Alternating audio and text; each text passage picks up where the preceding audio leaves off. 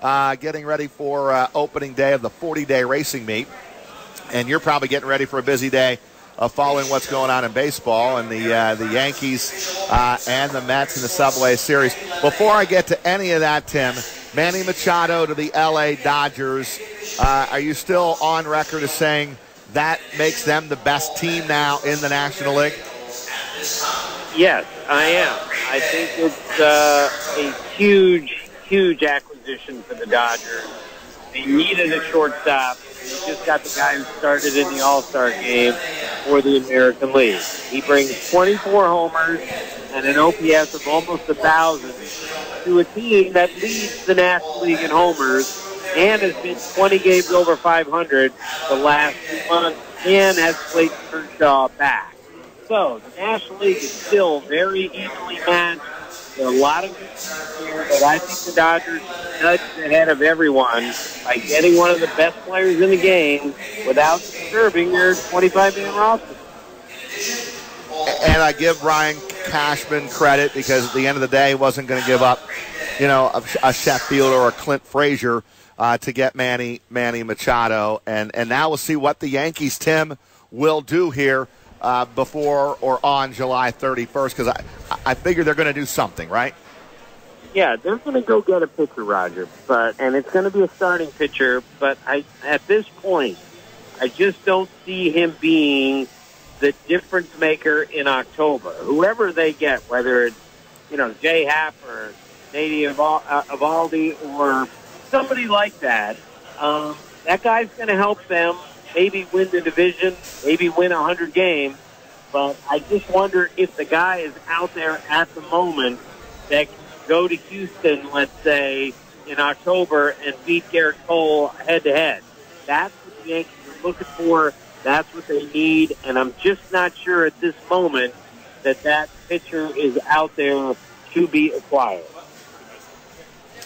Tim, what will the level of interest be for some of the, I'll call them mid-level pitchers, because I don't really know exactly how to describe them. Like you said, it isn't a great market for starting pitching here at the deadline, but how about a guy like Matt Harvey? How about a guy like Zach Wheeler, who the Mets feel like if we're going to trade one of our pitchers, he may be the guy. He's a free agent after 2019. What do you expect the level of interest to be on those two guys in particular? Well, I think the level of interest is going to be pretty high because those guys are still useful pitchers. The problem is those teams are going to look at contenders. The Mets are going to look through the Reds and say, hey, give us your best prospects for these guys. And the Yankees are going to say, and other teams are going to say, no, we're not giving up a top prospect for Matt Harvey or for Zach Wheeler. They're useful, helpful guys, but young GMs today are very, very reluctant to part with their best young prospects unless that guy is a complete difference maker, and I don't think either one of those guys really is at this point. Tim, Cespedes has been out since the middle of May. I know he played first base in the Gulf Coast League. Do you expect him to be in the lineup at the stadium tonight as the DH? It's certainly possible. It would be a nice boost for the Mets. We all know how important he is to that lineup. We all know that lineup isn't very good, even when he's in it, but it really struggles when he's not in it. We all know the numbers of when he plays their record and when he doesn't play their record. It's an enormous difference. But more than anything, they have to get this guy back out there and feeling like he's a part of the team and that he's, going to do the right thing and get out there as quickly as possible, whether they're in a race or not. They're paying him an enormous amount of money. They also have to keep him healthy, and he's shown all sorts of issues, especially with his legs. So if they play him tonight, they've got to make sure that he's healthy enough to run. Tim, I've had my brother tell me to hike my pants up past my belly button and wear the old white Rockport sneakers because I sound like an old man when I'm anti-DH in the National League. I'm a National League guy. It's the brand of baseball I've really watched all my life and enjoyed most all my life. this talk of the DH to the National League? How real do you think it is, and how soon do you think we might see it? Well, I think it's real. The Players Association absolutely wants the DH in both leagues.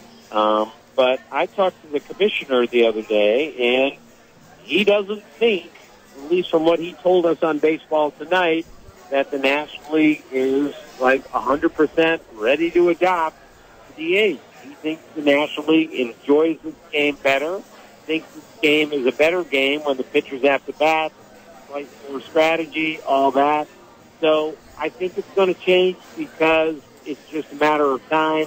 But my guess is 3 to 5 years at the earliest, meaning next year, I think we'll still have the DH in the American League and no DH in the National. See you.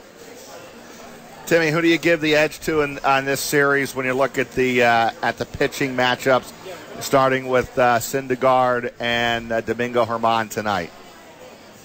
Well, you got to give the Mets the matchup edge tonight because Syndergaard, when he's right, is really, really good, and Germán is still learning how to pitch, although that guy's got pretty nasty stuff. And we have to see how healthy Syndergaard is. He came back for his last start. Let's see how durable he is, but I'll almost always take Syndergaard in a pitching match.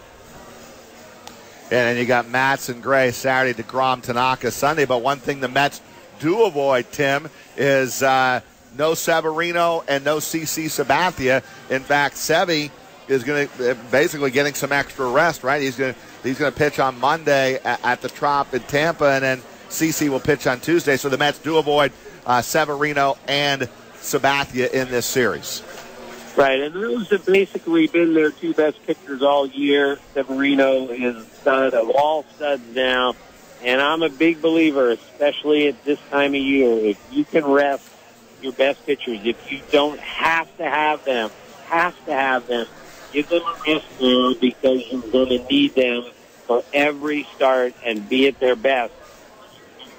More down the stretch and in October. So an extra day or two for Severino is a great idea at this time of year. Hey, Tim, finally, I hope you had some words for Jamie Foxx after you beat his throw to the plate the other night in the celebrity softball game. Yeah, I pointed my finger in his chest and said, don't you ever think you're going to throw me out at the plate on that play. Look, I ran 120 feet, okay? Let's make sure he keeps this in perspective. I'm 61 years old. I'm not 91 years old. I wasn't exactly winning the Ironman competition there, but it was great fun. And I did have 10 minutes with Jamie Foxx before the game. That was a thrill of thrills, believe me. And what a great guy he is. And I really had a good time. I resisted playing in that game, but I'm glad in the end that I did. That was awesome. That was awesome. Yeah, listen, I'm not quite as old as you, but I'm darn close. You look pretty good out there, Timmy. Rounding third and heading home, you had some speed, man. You really did.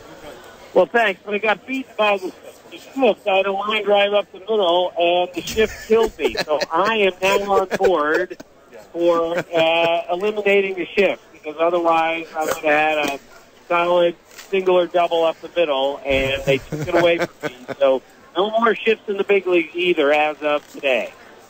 There you go. Love it. Love it. Hey, Tim, thanks for hanging in. We're live in Saratoga for opening day of the races. You have a great weekend, and can't wait for our next chat Friday of next week. Okay, guys. See you.